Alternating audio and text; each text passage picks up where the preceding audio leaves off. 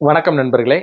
இன்றைய ராம்ஸ் தர்பார்ல நாம டிஸ்கஸ் பண்ண போறது, எல்லாராலும் மிகவும் எதிர்பார்க்கப்பட்ட மத்திய அரசினுடைய 2026ஆம் ஆண்டுக்கான பட்ஜெட் தான்.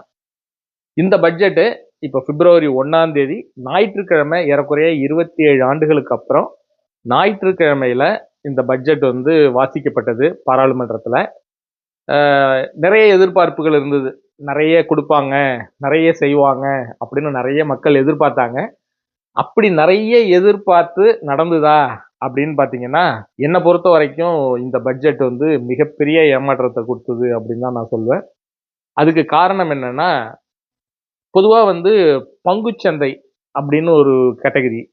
பங்குச்சந்தை பார்த்தீங்கன்னா, நெறைய பேர் என்ன நெனச்சுட்டு இருக்காங்க, இது ஒரு பெரிய பணக்காரவங்க இன்வெஸ்ட் பண்ணக்கூடிய ஒரு ஆப்ஷன். அதாவது மிதமிஞ்சி தான் வச்சிருக்கிற பணத்த கொண்டு போய் பங்குச்சந்தையில போடுறாங்க அப்படிங்கிற ஒரு எண்ணம் இருக்கு.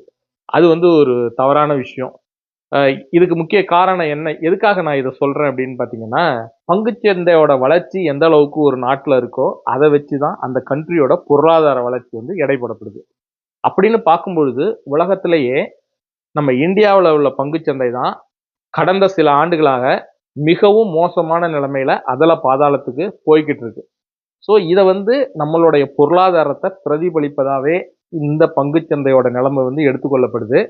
அதனால பங்குச்சந்தையாளர்கள், அதாவது பங்குச்சந்தையில முதலீடு பண்றவங்க மேக்ஸிமம் எல்லாருமே வந்து மிகவும் ஆவலோட எதிர்பார்த்துட்டு இருந்த ஒரு விஷயம் வந்து, பங்குச்சந்தையில நெறைய பெனிஃபிட் வந்து அனௌன்ஸ் பண்ணுவாங்க மத்திய அரசு அப்படின்னு சொல்லி எதிர்பார்த்தாங்க. ஆனா, அந்த எதிர்பார்ப்பு நிறைவேறுச்சான்னு பார்த்தீங்கன்னா, அது இல்லன்னு தான் சொல்லணும். மிகப்பெரிய ஏமாற்றத்த தான் வந்து இந்த மத்திய பட்ஜெட் வந்து பங்குச்சந்தைக்கு வந்து குடுத்திருக்கு. இதனுடைய விளைவு பங்குச்சந்தை நேத்து ஒரே நாள்ல வந்து சென்செக்ஸ் மட்டுமே 2200 புள்ளிகள் வந்து டவுன் ஆயிருக்கு. நிஃப்டி வந்து ஏறக்குறைய 700 புள்ளிகளுக்கு மேல வந்து கீழ போயிருக்கு. இதனால பங்குச்சந்தையில முதலீடு பண்ணவங்களுக்கு பல கோடி ரூபாய் வந்து பெருமளவுல நட்டத்த வந்து சந்திச்சிருக்கிறாங்க. ஃபாரின் இன்வெஸ்டர்ஸ், எஃப்ஐஐன்னு சொல்லக்கூடிய ஃபாரின் இன்ஸ்டிடியூஷனல் இன்வெஸ்டர்ஸ், அவங்க வந்து பெருமளவுல வந்து இந்தியாவுல உள்ள பங்குச்சந்தையில முதலீடு பண்றத குறைச்சுக்கிட்டே வராங்க. அதுக்கு காரணம் வந்து இந்த மாதிரி டாக்ஸ வந்து இன்கிரீஸ் பண்ணிக்கிட்டே போறதுனால கவர்ன்மெண்ட் இங்க வந்து அவங்க இன்வெஸ்ட் பண்றத பெருமளவு குறைச்சிருக்காங்க. அதாவது எஸ்டிடி அப்படின்னு சொல்லக்கூடிய செக்யூரிட்டி டிரான்சாக்ஷன் டாக்ஸ். இது வந்து ஒவ்வொரு பங்குச் சந்தையிலயும் நம்ம முதலீடு பண்ணும்பொழுது ஒவ்வொரு டிரான்சாக்ஷனுக்கும் இந்த டாக்ஸை வந்து கவர்மெண்ட் வந்து விதிக்கிறாங்க. ஏற்கனவே 0.02% இருந்த இந்த டாக்ஸ் இப்போ 0.05%, ஏறக்குறைய 50% கிட்ட இந்த டாக்ஸோட அளவு இன்க்ரீஸ் ஆயிருக்கு. இது வந்து அவங்க மத்திய அரசு சொல்லக்கூடிய விஷயம் என்னன்னா, இது ஒன்லி எஃப் அண்ட் ஓ செக்டாருக்கு மட்டும் தான் நாங்க பண்ணியிருக்கோம். அதாவது ஃபியூச்சர் அண்ட் ஆப்ஷனுக்கு மட்டும் தான் பண்ணியிருக்கோம் அப்படி சொல்லி சொல்றாங்க. ஸோ ஃபியூச்சர் அண்ட் ஆப்ஷன்ல இன்வெஸ்ட் பண்றவங்களே பார்த்தீங்கன்னா, மிக அதிக அளவுல தினந்தோறும் நிறைய டிரான்சாக்ஷன் நடக்குது. தன்னுடைய ப்ராஃபிட்ல வந்து மிகப்பெரிய அளவுல டாக்ஸா கட்டக்கூடிய ஒரு சூழ்நிலை உருவாகும். இதோட இம்பாக்ட் வந்து என்னன்னு பார்த்தீங்கன்னா, எஃப் அண்ட் ஓ மார்க்கெட்ல மட்டும் கிடையாது. எல்லா செக்மெண்ட்லயுமே வந்து இதோட பாதிப்பு வந்து எதிரொலிக்கும் அப்படின்னு வல்லுநர்கள் வந்து சொல்றாங்க. அது மட்டும் இல்லாம இந்த long term capital gain, short term capital gain இதெல்லாம் வந்து டாக்ஸ் இன்க்ரீஸ் பண்ணிட்டே இருந்தாங்க. இதுல குறைப்பாங்க அப்படின்னு சொல்லி எதிர்பார்த்தாங்க. ஆனா குறைக்கலனா கூட பரவாயில்ல. ஒண்ணுமே பண்ணாம விட்டிருந்தா கூட பெரிய லெவல்ல இம்பாக்ட் இருந்திருக்காது.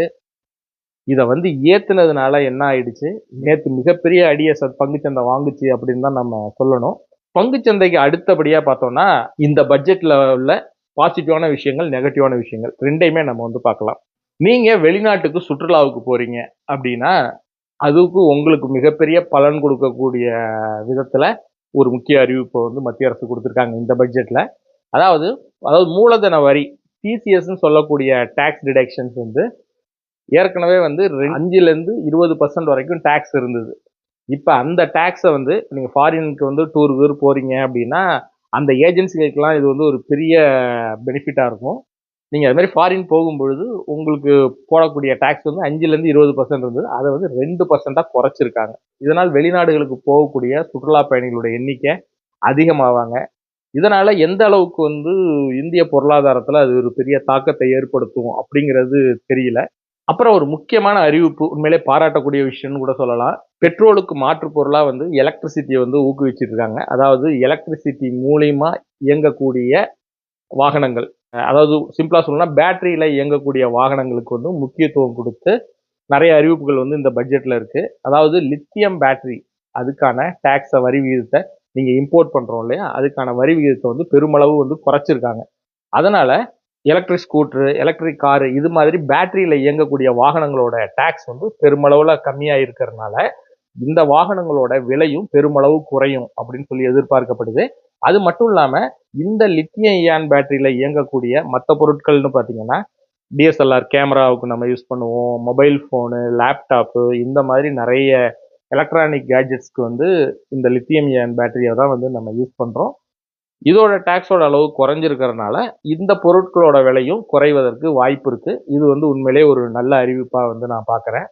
அது மட்டும் இல்லாம சில தனிமங்களோட இறக்குமதி வரி இத வந்து குறைச்சிருக்காங்க. அதனால அந்த பர்ட்டிகுலர் தனிமங்களோட ரேட்லாம் வந்து குறையறதுக்கு வாய்ப்பு இருக்கு. அது அது மட்டும் இல்லாம இன்னொரு முக்கியமான அறிவிப்பு வந்து மத்திய அரசு குடுத்திருக்காங்க.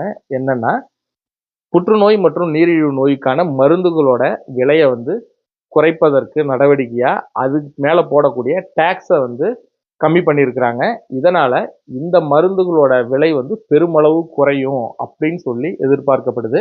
அப்புறம் காஃபி மிஷின். நெறைய பேருக்கு தெரியும் காலையில எழுந்த உடனே காஃபி தான் சாப்பிடுவீங்க. அப்படி நம்ம யூஸ் பண்ணக்கூடிய காஃபி மிஷின் மேக்ஸிமம் வந்து ஃபாரின்லேருந்து தான் வந்து இம்போர்ட் பண்றாங்க. அந்த ஃபாரின்லேருந்து இம்போர்ட் பண்ணக்கூடிய அந்த காஃபி மிஷினோட டாக்ஸ வந்து ஏத்தியிருக்கிறாங்க. அதுக்கு காரணம் உள்ளூர்ல தயாரிக்கக்கூடிய மிஷின்கள வந்து ஊக்குவிக்கணும் அப்படிங்கிறதுக்காக அது வந்து ரேட்ட ஏத்தியிருக்கிறாங்க.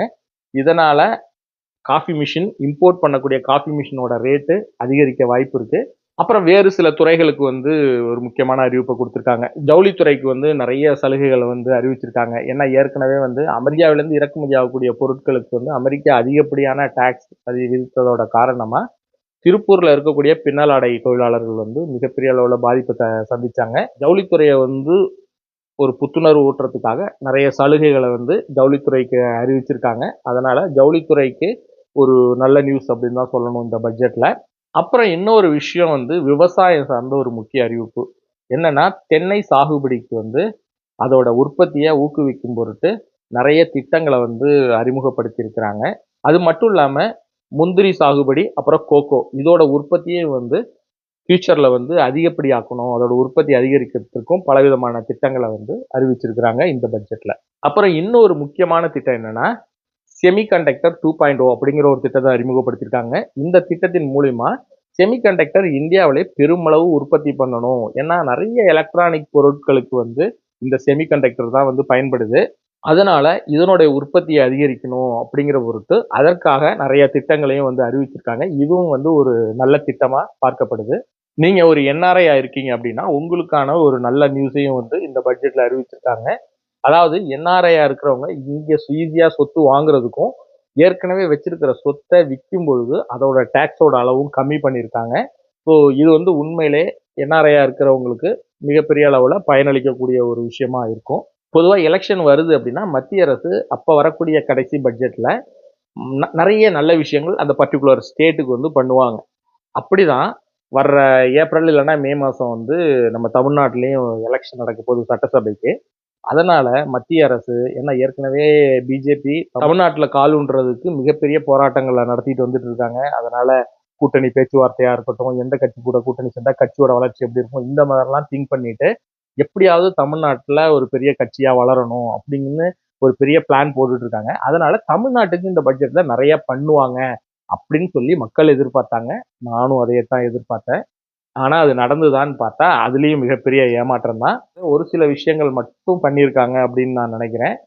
அது என்னன்னா அதிவேக ரயில் தடம் அப்படின்னு ஒரு முக்கியமான அறிவிப்பு வந்து கொடுத்துருக்காங்க. அந்த அதிவேக ரயில் தடம் அப்படிங்கிறது மொத்தம் 6 திட்டங்கள் வந்து சொல்லியிருக்கிறாங்க. அதுல 2 திட்டம் வந்து நம்ம தமிழ்நாட்டுல வந்து சொல்லியிருக்கிறாங்க. அதாவது ஹைதராபாத் சென்னை இடையே ஒரு அதிவேக ரயில் தடமும், பெங்களூர் சென்னை இடையே இன்னொரு அதிவேக ரயில் தடமும் வந்து சொல்லியிருக்காங்க. தமிழ்நாட்டுல சென்னையை தவிர்த்து பிற முக்கிய நகரங்களான மதுரை, கோயம்புத்தூர், திருச்சி இந்த மாதிரி நகரங்களுக்கு எந்த விதமான அறிவிப்பும் இல்ல. அது மட்டும் இல்லாம தமிழ்நாடு அரசுல இருந்து நிறைய நிதி வந்து ரயில்வேக்கு ஒதுக்குமாறு கேட்டிருந்தாங்க. அந்த நிதி பட்ஜெட்ல பத்தி பெரிய லெவல்ல சொல்லல. அதுவும் வந்து ஒரு பெரிய ஏமாற்றமா பார்க்கப்படுது. அப்புறம் தமிழர்களுக்கு மகிழ்ச்சி அளிக்கக்கூடிய இன்னொரு விஷயம், ஆதிச்சநல்லூர்ல கலாச்சார மையம் ஏற்படுத்தப்படும் அப்படிங்கிற ஒரு முக்கியமான அறிவிப்பை கொடுத்திருக்காங்க. அப்படி கொடுத்திருக்கிறதுனால ஆதிச்சநல்லூர் ஒரு மிகப்பெரிய சுற்றுலா தலமா மாறுறதுக்கு வாய்ப்பு உருவாயிருக்கு. ஸோ இது வந்து தமிழ்நாட்டுக்கு சொல்லப்பட்ட ஒரு முக்கியமான அறிவிப்புன்னு சொல்லலாம். அது மட்டும் இல்லாம ஒரிசாவிலிருந்து தமிழ்நாட்டை இணைக்கக்கூடிய, அதாவது ஆந்திரா, கேரளா, தமிழ்நாடு இது எல்லாத்தையும் இணைக்கக்கூடிய கனிம வழித்தடம் அப்படிங்கிற ஒரு வழித்தடம் அமைக்க போறதாகவும் அறிவிச்சிருக்கிறாங்க. நம்ம சென்னைக்கு அருகில் உள்ள புலிக்காட்டு ஏரியில பறவைகளை பார்வையிடுறதற்காக ஒரு காட்சி மையம் வந்து ஏற்படுத்தப்படும் அப்படிங்கிற மாதிரியும் சொல்லியிருக்காங்க. இதெல்லாம் வந்து தமிழ்நாட்டுக்கு சொல்லப்பட்ட ஒரு அறிவிப்பு, முக்கியமான அறிவிப்புன்னு நம்ம சொல்லலாம். இதை தாண்டி நிறைய விஷயங்கள் எதிர்பார்க்கப்பட்டது. இதை பத்தி பெரிய லெவல்ல பட்ஜெட்ல இல்ல. ஒட்டுமொத்தமா பார்த்தோம் அப்படின்னா இந்த பட்ஜெட் என்னை பொறுத்த வரைக்கும் ஒரு ஏமாற்றம் அளிக்கக்கூடிய ஒரு பட்ஜெட்டாவே இருந்தது. உங்களுக்கு இந்த பட்ஜெட் எப்படி இருக்கு அப்படிங்கிறத கீழே கமெண்ட்ல சொல்லுங்க.